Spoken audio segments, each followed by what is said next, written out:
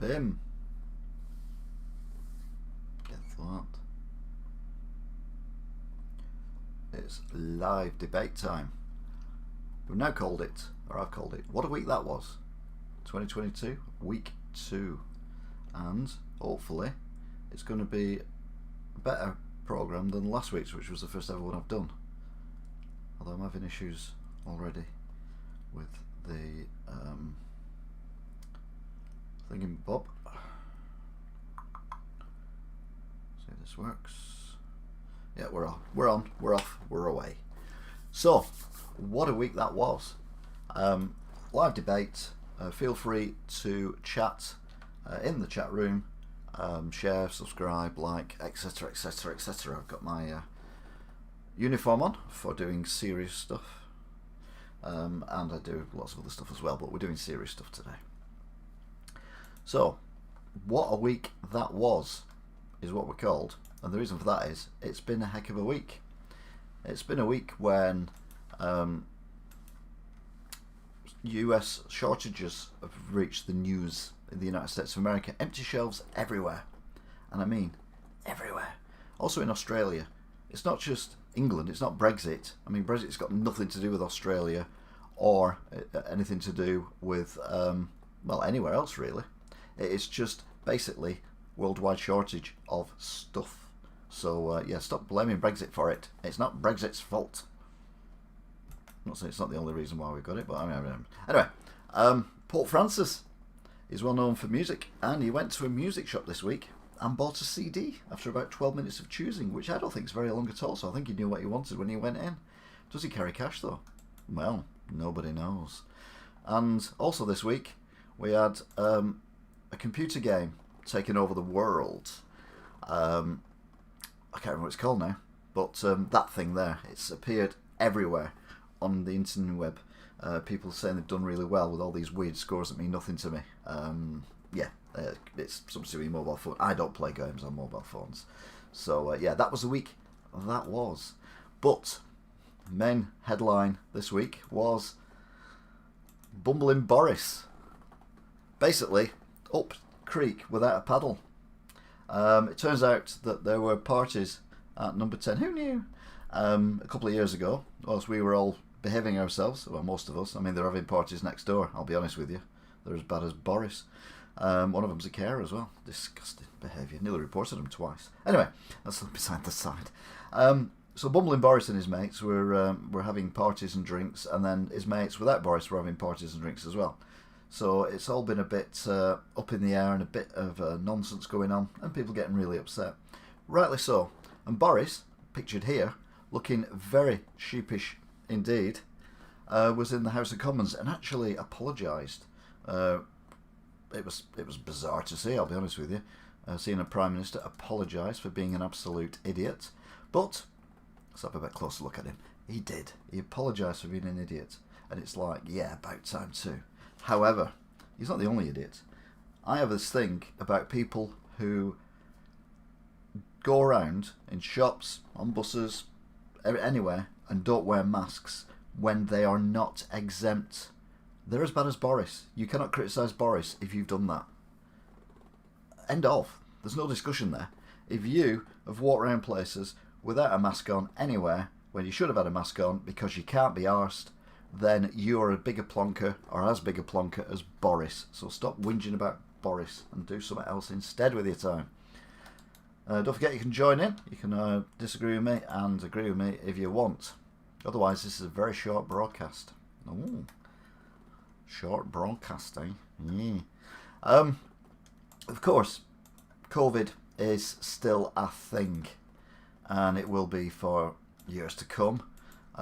I've heard rumours that there is a new variant of the Omicron and Delta, which have combined to form a super COVID thing, but I've not heard anything officially. It's only on various news channels that I'm not overly familiar with. I've started following some other ones. If you want to know what's going on in the world, don't just watch BBC, ITV and Sky. Follow Australia News 7, or 7 News, and follow Reuters and follow other ones, because you get a different outlook on things, and you get to see stuff that's different, and you get to see stuff that's happening all over the world rather than just what's going on in England. But COVID is rampant. I know 3 people who've had it very recently. They've got over it now. I also know someone who's just got it. Literally found out today. So it is going mad. 2 jabs and a booster as well, and still catch it. That's the thing. They're going on now about passports.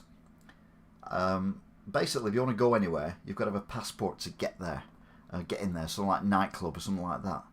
And now there's this group set up called Against Vaccine Passports. The lady came into my shop and handed me this piece of card which says on the back exactly the same thing.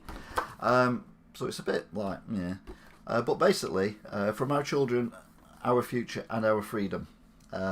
So against vaccine passports for those reasons. Supporting businesses that welcome everyone, such as directory against vaccinepassports.com. Now, I agree that vaccine passports are a complete and utter waste of time, because you could have COVID if you've been vaccinated and not know you've got it because you are suppressing it with the vaccine that you've had. It doesn't mean you can't spread it. It doesn't mean you can't get ill from it, and it doesn't mean you can't be hospitalised. It doesn't mean you can't die from it. But what it does mean is that you are not immune from giving it other people. So I get angry when people tell me that they don't need to wear a mask because they're vaccinated. Irrelevant. Get yourselves a COVID pass and then just throw it away, because it's a waste of time. The only way you can get into places safely, as far as I'm concerned, is to doing a lateral flow test outside the venue or inside the venue in a room. Wait 15 minutes, and then you're not transmissible. At least you might have it, but you might not be transmissible. So that gets that sorted. I think we have got an issue. I'm sure people are talking on the YouTube, but I'm not seeing any of the chat. This tablet is playing up like silly buggers. So let's go back in and see if we've got any chat going on, because it's unusual for people not to be talking. Dum dum dum dum. Yeah, there we go. Trevor, hello. Paul, afternoon. Bim, this is a business meeting or socially distant gathering. Either way, I've had some beers. No. Vaccine post were the first steps to tyranny. What about a private jet? What? What's a private jet got to do with I can't afford one yet. I haven't got enough subscribers. Inadvertent signals. No, not singles. Yeah, if you've just joined us and you're new, and most of these names are new, feel free to chat. Obviously, you can't swear, but you are allowed to your opinion, and then I will tell you why you're wrong if you disagree with me. I'm joking. You might convince me that you're right. One of the problems I have is I can see everyone's argument when people have an argument, and I can actually swip it around. And then they get very confused then because I've changed my mind what I was saying. But, bot. You're a bot. Oh, Paul's a bot. Oh dear, that's bad.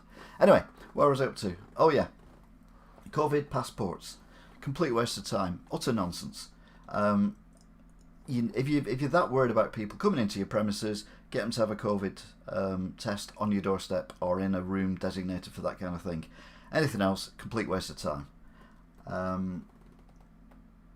Yes, it's exploring with Carl, my new name. Alright, okay. I'm not a bot. All bots say they're not a bot. Hashtag just saying.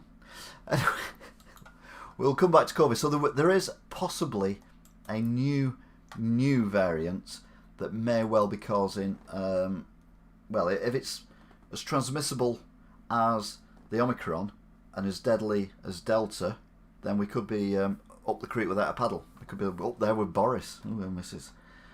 China. Everyone loves China. Wow, that's a big picture. Everyone loves China because China is such a honest, responsible country. I know that because I'm being paid to say that by China. They are. Wow, that is a big picture. I didn't realise it was that big, I'll be honest with you. I really should check these things out. We are turning into GB News again, which is a bit embarrassing. There we go, that's better. And that means everything else is going to be tiny now. This lady here, apparently, allegedly, is a spy for China who's been working in Parliament as some kind of advisor or something. I don't know. He's not a bot, he's just a guy who's got a game shop in Wigan. Hopefully not bringing up sore subject. Any word about what those design geniuses and Wigan Council are doing? No. Chinese greed has no end. Ah, well, the two things are actually linked, believe it or not. So, we've got China, a lady, who's been influencing and giving money to various MPs from all parties, not just the Tory party. I don't know why, but to influence decisions, but as yet, well, I'm not sure what those influence or decisions or whatever are. But either way, China have been a bit naughty. Well, they've been caught, haven't they, with their hands in the till. And that generally means that we're going to fall out with them. And that generally means that there might be sanctions. Now, China have got the Winter Olympics coming up soon. And already, even before this, we said that we are not sending diplomats to China. Same with America, Canada, Australia, and a couple of other countries as well. Now, China have said they don't care whether diplomats go or not, but the only reason you have an Olympics is to make money. And the only way you make money is by showing diplomats and other important people, like businessmen or whatever, how good your country is and how good it is to do business. And that's why people hold Olympics. It's nothing to do with the sport whatsoever. But they want people to go to the Olympics and enjoy the Olympics, the athletes and all that. So they're not going to do anything until after the Olympics, in my opinion. I could be wrong. And I say China are watching this. Hi, China. Hiya. So, assuming that everything goes according to plan and we don't start doing sanctions because of this lady here, then we wait for the Olympics to end, at which point China will then realise that they were upset that we didn't send the diplomats, so they'll send some of our diplomats back from China to England, Australia, America, blah, blah, blah. We will then send some of their diplomats back to China. That's how it works. That's how politics works. And then that'll either be the end of it or it'll escalate. If it escalates, it could mean that there are sanctions and assets frozen, etc., etc., etc. Meanwhile, however, the Chinese are also behaving rather badly to their own people, or a certain section of their own people, and the human rights people are up in arms about that as well, which again could involve eventually sanctions, etc., etc., etc. And then, of course, you've got Taiwan. Now, there's a possibility that China might want Taiwan as part of China, a bit like they did with Hong Kong, but they did that because we just give it them. Anyway, Taiwan we're not going to give them because it's not ours to give. So what they're going to do is they are going to possibly, allegedly, invade Taiwan. If they do that, we are at war with China. That is it, because Taiwan is one of our friends. So we are at war with China. That means sanctions, all that kind of stuff. Now, there are businesses in China, big development companies and all that, which are going bust left, right and centre. There are part-built cities, part-built buildings, but it's also going worldwide as well. And in Wigan, at the moment, we've got a massive development about to come underway, £190 million and rising, that demolishes the majority of the town centre shopping centres and replaces them with a cinema, a bowling alley, a golf course indoor, crazy golf thing, and loads of flats, a hotel and some eating food, and relocating the market and a few retail units. But the money's coming from China and the demolition is about to start. So what happens if 18 months down the line, for one of the 4 reasons I've already given you, sanctions start, assets are frozen, bish bash bosh, we have got a big hole in the ground in Wigan and no money to fix it, because I don't think anyone's going to pump in 190 million to finish off the job. So yeah, it's all going a bit wrong. We've got some text. A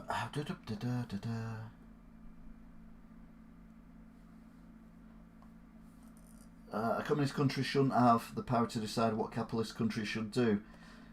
Well, yeah, but it's the capitalist countries that are inviting the communists in to do it. That's the problem. It's the Labour Council in Wigan in particular, and no doubt other towns, cities and whatever around the world, that are inviting the Chinese in to do stuff because they can't be bothered to do it themselves, or they haven't got the money to do it themselves, and China is allegedly rich, but it's not anymore. It's on its knees. Tencent owns most of the media. It has a stake in everything. Dodgy Chinese investors, yep. £190 million, yes, that's how much is being spent on the development in Wigan. Wigan, tiny little town, insignificant in the scheme of things, that's slap bang between Manchester, Liverpool and Preston.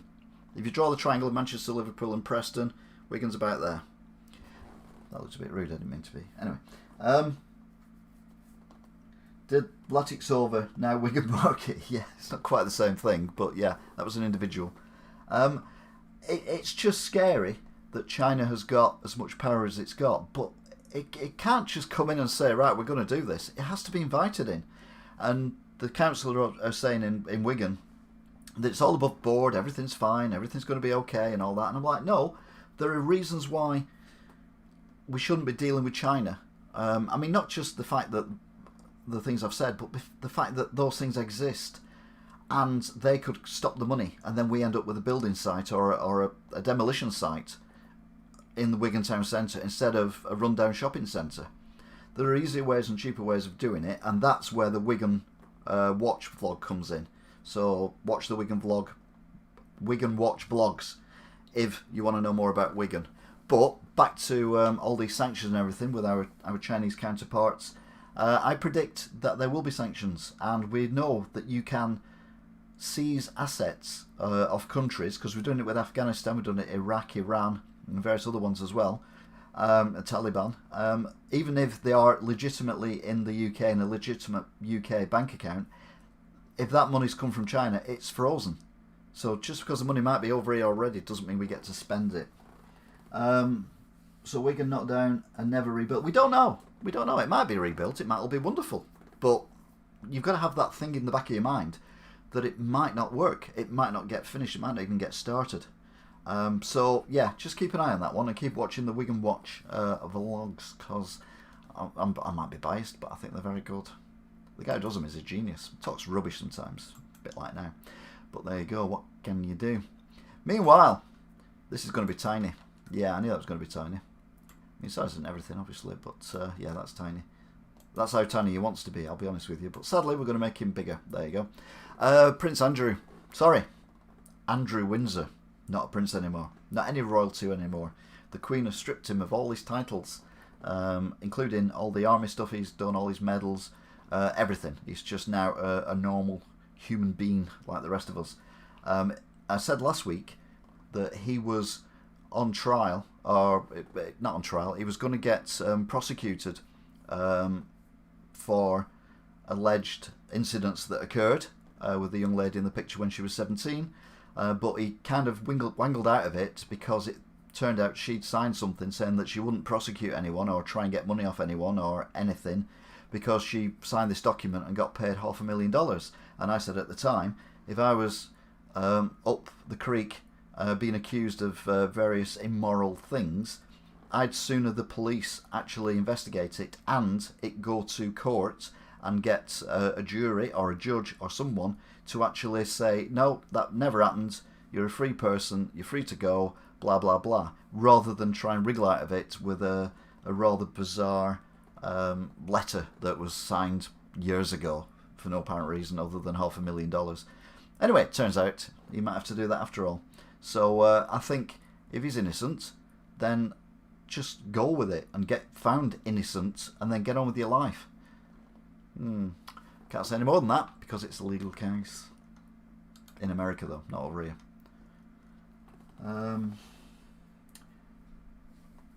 He's still rich. He'll find somewhere to get out of it. Rose aren't needed anymore, in all honesty. Agree. I don't know whether Paul's agreeing with Golden or whether he's agreeing with Trevor, or both. Might be both, who knows. I think the royalty has a place. I mean, they're not like they were, 100, 200, 300, 400 years ago. They're not like that. They haven't got the power that they had, but they do bring in tourists and a lot of money for the country. So, in a way, I think they should remain, but only in like a capacity for tourists rather than anything more than that.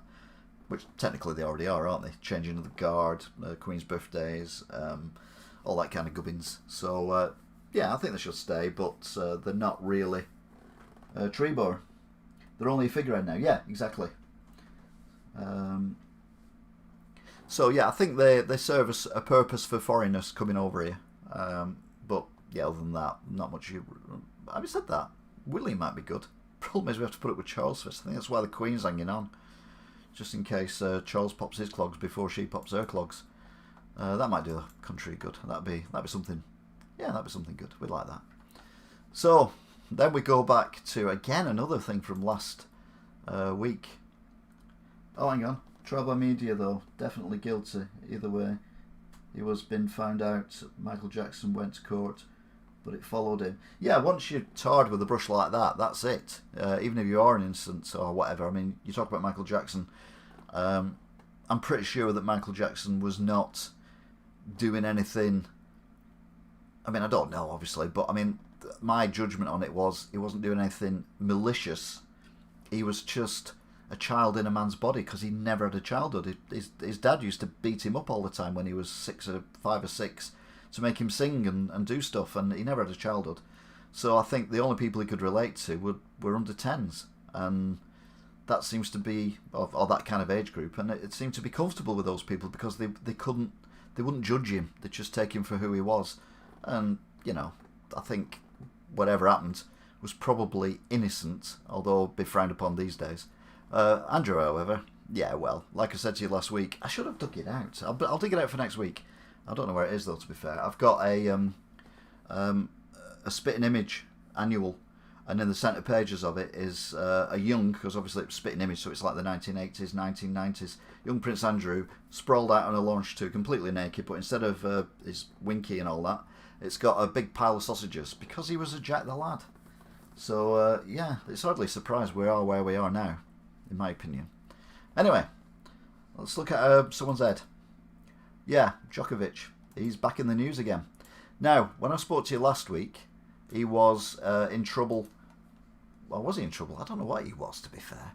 But he was trying to get into Australia, and he'd said, he kind of bragged too much about it. It was, look at me, I'm great, me. Yeah, because I'm me. I've got this pass to get into Australia.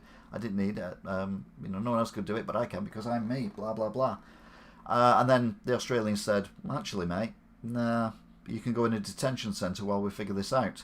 And then they let him out of the detention centre. So he spent a few days practising and doing all that kind of stuff. And now they've revoked it again. So now he's back in a detention centre again, and I hope they send him home. Because as I said last week, you've got to abide by the rules of the place that you're going to. And fair play, if you're vaccinated, if you're fully vaccinated, double jabbed, or just a single jab, or no jab whatsoever, that's entirely up to the individual. But you've got to respect the wishes of people where you're going to, be that in a shop, in someone's house, or a country. And you can't expect, because you're Djokovic and you're famous, to not go by the rules that everyone else has to go with. That's just not how life works. It doesn't matter how much money you've got. Yeah, get out, go back home, go and sit on your big posh house with all your trophies, and then wait for somewhere where you can go, being unvaccinated. And then it turns out this week as well that he had COVID, and he was diagnosed with COVID. But what he did was, he still went out anyway and did some signings and stuff like that. No mask on, there's pictures everywhere, all over the news, videos and everything. And you're like, the guy is a tool. I wonder if he's related to Boris. It could be one of Boris Johnson's sons. Could be one of the first ones. Interesting. Although I think Boris would be about 14 at the time, so maybe not. Actually, how old is Djokovic? No, he could be. Yeah, he could be one of Boris's sons. So there you go. That would explain the that picture. Anyway, anyone else got to say anything? No? Oh dear, that's not good. So just to recap then, because I think basically we've covered everything already. Bum, ba-dum, bum, bum. The first thing we talked about was Boris and the parties. And I couldn't read what was going on, so I didn't react, so blah blah blah. But I can now. Boris looking sheepish. Sheepish. Rightfully so. And I said, and I stand by, Boris is a buffoon. I mean, that's a given. If we hadn't had Boris as a Prime Minister, we'd have Jeremy Corbyn as Prime Minister. Yeah, you think bad things are bad now. Imagine that. Thankfully, we dodged that one. Now we've got Keir Starmer. Yeah, okay then. We've got no one electable to be Prime Minister, so we've got to put up with Boris for a bit longer. Now, if there's going to be an overthrow, election of a leader, or a vote of no confidence, or whatever, I'm pretty sure he'll lose it, and I'm pretty sure he'll get kicked out. But who would take his place? My personal favourite would be Rishi Sunak, who's the Lord Chancellor of the Exchequer. I think he would be a good Prime Minister, because he seems... Well, he's never involved in any of this rubbish that goes around with politicians. He's never been quoted as saying anything wrong, and he does seem to have his head screwed on. He actually seems like a decent guy. Well, as decent as politicians can get. So, maybe him. Yeah, me, of course, obviously. I should be Prime Minister as well, but if I was, we'd all be in lockdown now. So, maybe not. What a week that would be. Imagine doing a What the Week That Was when I'm Prime Minister. Right then. Waffle, waffle, waffle, waffle, waffle, waffle. But no, if there is a challenge to the leader of the Conservative Party, Rishi Sunak would be my number one choice. But the problem is we'd probably end up with Gove or someone like that, and that would be 10 times worse. Sometimes it's better the devil you know, even if they are a bumbling idiot. Sometimes it's just better to stick with what you know. I know, I think he's an idiot as well, but he's our idiot, and we know that. And, like I said before, it's not just him who's an idiot. I think anyone who has no legitimate reason to walk around shops, or get on buses, go places, without a mask on and chooses not to wear a mask is as bad as Boris. And if you're one of them people and you were criticising Boris for having a party outside in the open air and you go in buildings without a mask on, then you are a bigger prat than Boris, and that is saying something. Hence my complete hatred for anyone who doesn't wear a mask. Andy Burnham has shot himself in the foot with his self-tax. Oh yeah, we could talk about that, to be fair, although I haven't got a picture of a car. Just bear with me, I'll get a picture of a car. Although technically it's not a car. It's the emissions test. Not the emissions test, the emissions tax for Greater Manchester. Basically, Greater Manchester is falling into line with places like London. Emission control label. Images. There we go. No, that's no good. Greater. This is like now.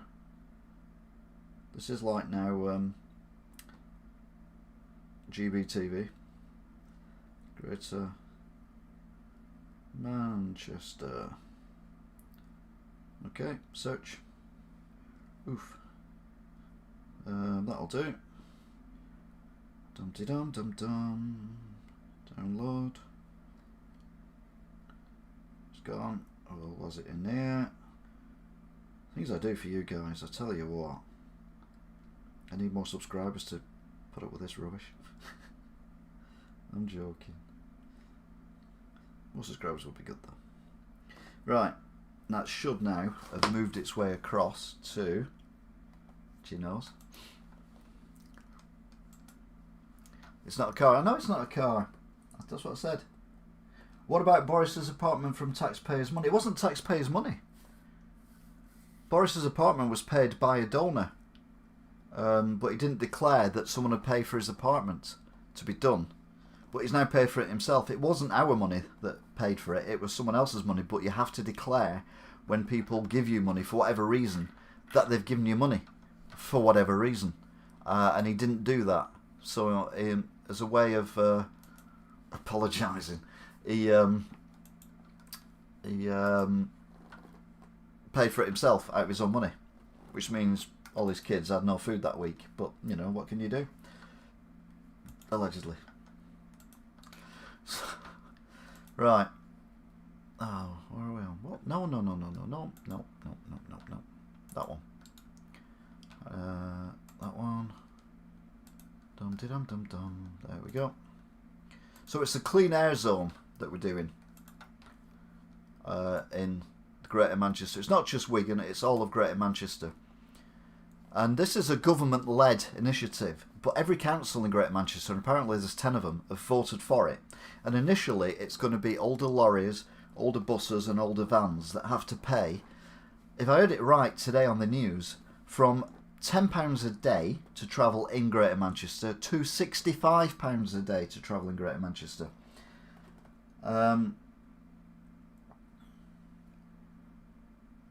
There's no empathy, Django. Absolutely not. No, it's not a tax on cars yet. No.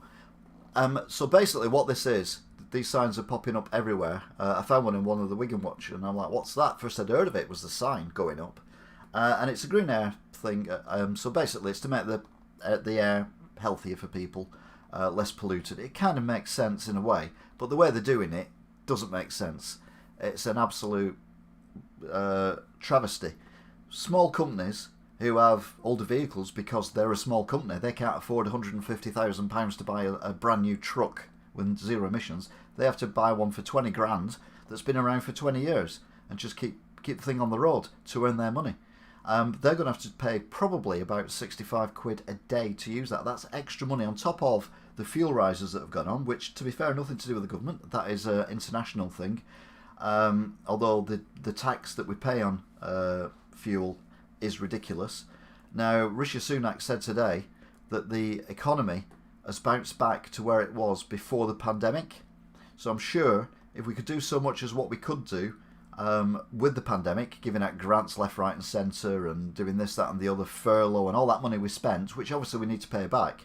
But if we can do something to the fuel crisis and reduce the tax on all fuels for everyone, including gas and electric, although that's only 5%, but just get rid of it for the time being.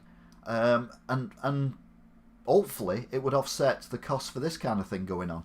But I don't think it will, and that's the problem. A lot of companies, smaller companies, will go bust.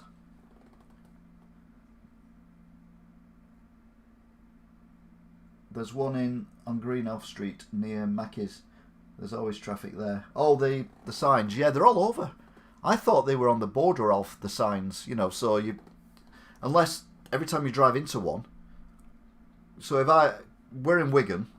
So if I drove from Wigan to Bolton, I'm within Greater Manchester. I haven't left Greater Manchester. So I shouldn't have to pay any more than what I may have to pay for driving in Greater Manchester on one day. Then if I drove from Bolton to Manchester, and then drove from Manchester to Stockport, and then from Stockport to Ashton-under-Lyne, all of which are in Greater Manchester, then I should only have to pay maximum of one thing. However, I would have thought if you're already in the area, i.e. you're not travelling into the area, and your vehicle is taxed and registered in the area, then you shouldn't have to pay for it. But obviously it's a tax, so there won't be an easy get-out clause like that, because that would be too easy. But if you travel from different towns, do you have to pay the amount every time you travel? Every time you pass one of them signs and a camera, I don't know if you've seen the cameras or not, but they're basically grey, kind of that shape, like elliptical, on lampposts just pointing at the roads. I've seen a few now. There's one actually on Scott Lane, I think, near the grass where the football stadium is and all that kind of thing, the rugby grounds and everything. I'm sure there's one there. There's one near there anyway. So it's quite tricky to figure out how it's going to work. And if you're running a small business, like you're a window cleaner or something, and you've just got a tatty old van, then how the hell are you meant to afford a brand new van? They're giving you grants to get a new van, but it's only like 2% of the price of a new van. I mean, it's not going to help anyone, is it? Hiya, Angela. Why not do this in extremely high traffic areas such as cities and not small towns? Yeah, exactly. But even then, I think the way to do it is to say, look, if you want to drive a vehicle, then it's got to be hydrogen powered by 2035, which gives everyone long time, love you long time, gives you time to actually, figure out a way of doing it. Get lease companies to actually lease vehicles to people that have like that. We've got petrol stations already. They could be converted to liquid hydrogen. We've got cars which could possibly be converted. If not, it's quite easy to change the fuel in a car to a different fuel, just tweak the engines. You tell manufacturers like Audi and BMW and Ford and Nissan and all the rest that they're not allowed to sell cars unless they're hydrogen powered. Now I know everyone goes, oh, electric's the future, oh, electric. Electric's not the future. Reasons: number one, it's a worldwide thing. So how many billions of miles of electric cable are going to have to be buried in the ground to go to the charge points? Every one of them billion miles is going to have 2 lots of plastic around it. That's not environmentally friendly.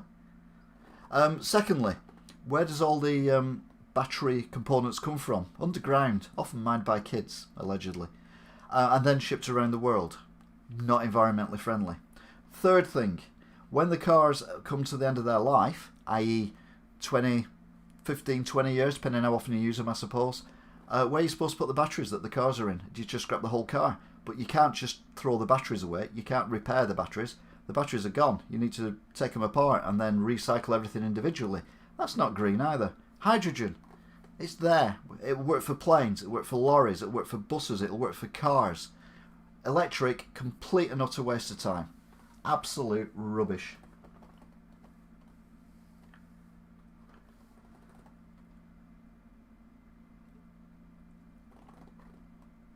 Oh, what's going on there? I've done something there. So there you go. It's all, I think it's all a bit of a nonsense. Yes, we need places to be more environmentally friendly. We need all this, that and the other. But the way we're going at the minute is not the right way. All we're doing is moving the goalposts. I mean, like I said before, how many million miles of copper cable will need to be laid? Where's all this copper coming from? Where's all the plastic coming from to coat the copper? And you don't have one thing around the copper, you have 2 things around the copper. It might even need a thing in the middle of it. So there's 2 copper bits, because it's obviously like DC, isn't it, or AC, but you still need 2 points like you do on a battery. So it's just a nonsense, all this electricity stuff. It's got to be hydrogen. It's expensive to produce now, but obviously if everyone's using hydrogen, it's going to be dirt cheap. So hydrogen is the way forward. They're not driving bombs. That's helium. No, it's not. It is hydrogen, you're right. But no, what actually, think about it, what are car batteries?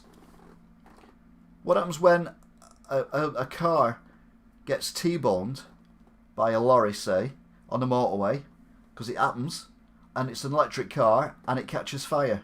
How long is that fire going to burn for? Days? Weeks? And how many chemicals are coming out of that? I mean, talk about having a bomb under you. The batteries are no better. Hydrogen can be compressed and sealed and, you know, insulated. I mean, petrol tanks, that's flammable. They don't blow up all the time because they've been designed not to blow up all the time. I can't remember the last time I saw a petrol tank blow up. I was involved in banger racing for years and years and years and years and years. And not as a driver, but occasionally the fuel tanks would fall off the cars and they'd hit the ground on the track and they would catch fire and burst into flames. But for the last 5 years, and bear in mind these cars are old cars, they're not new cars, fuel tanks fall off, they don't catch fire anymore. They're designed not to do that. Hydrogen could be exactly the same. Batteries, they get hit and damaged and catch fire, they're burning for a very, very long time indeed because of the stuff that's in them. Long distance transmission of electricity is 3-phase, like using pylons. Well, there you go then. Will garages and RAC be able to cope? What, with all the electric cars? No, probably not. But hydrogen, it's just basically modifying what we've already got, the technology we've already got, modifying the garages that we've already got, and basically we're away. Off we go. You can never have battery-powered aeroplanes. They'd be too heavy. Wouldn't work. Can you imagine if the batteries run out and you're in the air? So they've got to go hydrogen. So why not make everything hydrogen? It's the only way. It's the only way forward to save the planet. And all you get out of it is water. Which means the roads will be wet and probably a bit slippy in weather conditions like we've got tonight when it's like a bit cold. But that's a small price to pay to save the planet from dying for our grandkids. Talking of which, my grandkids are mad. There will be a lot more cleaner RAC guys due to cars being electric now. Yeah, I suppose so. Having said that, most cars now, you just plug in a computer and fix it that way, don't you? You don't even have to get a spanner out these days. So hydrogen is stored as a liquid. It's under pressure. Petrol and diesel isn't. I'm not saying it's flawless. I am not saying it's flawless.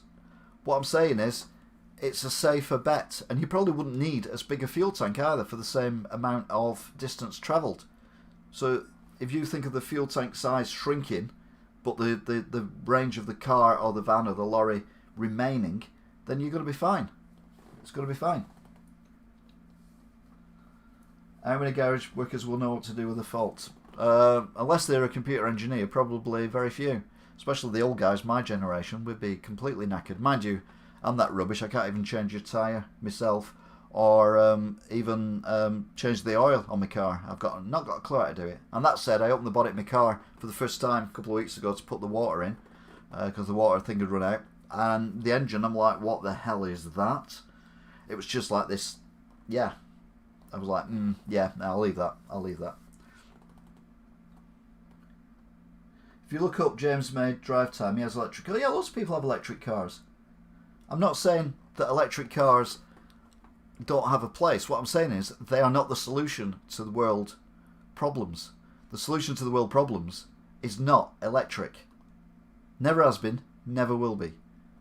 People think it is, but it ain't. It's that you've got to think outside the box, and it's hydrogen all the way.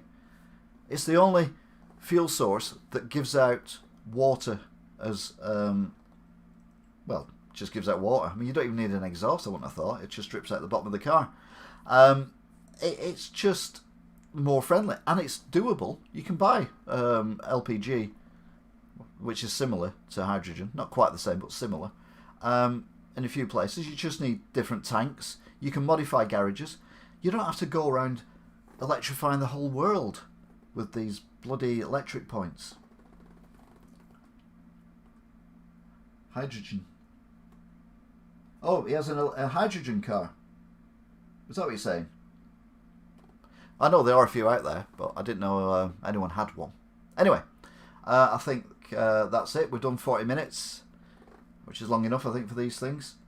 So we will leave it there. Thank you very much to DC, Angela,